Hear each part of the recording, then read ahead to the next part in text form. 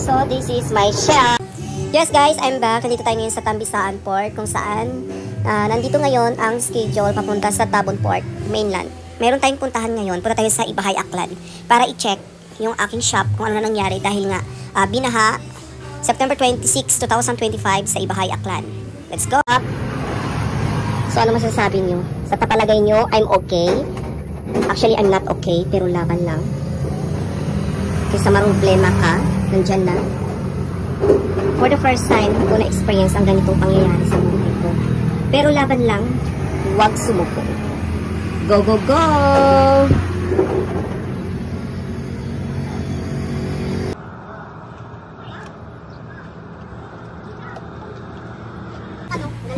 Surprise! Oh my gosh. Yan ang nangyari. So yung ref, dahil sa lakas ng tubig, ito yung nangyari. Walang kalat yung gamit mo, sir? Oo. Pati mga gasol. Okay, maglinis tayo. Talaga ang buhay, guys. So yung mga syrup ko na damage, lahat, fresh milk. Wala na. Goodbye, Mickey Macchiatos. Kapakinabangan pa kaya ito? Parang hindi na. My God, anong gagawin ko dito sa shop na to? Ito sa likuran.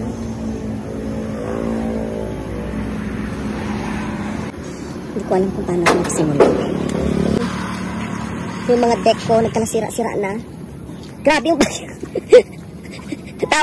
tawa pa rin tayo, guys. Kaysa umiyak. Kaya nga. So, kamusta? So, guys, ito nangyari ngayon. Hindi ko alam kung anong gagawin ko dito. Fresh milk. Oh my God. Mga syrup. Lahat. Mga syrup cups. I don't know how to start. Tingnan din natin sa loob kung ano nangyayari dito. Oh my gosh. Oh. Oh. So, mga plastic. Oh my God.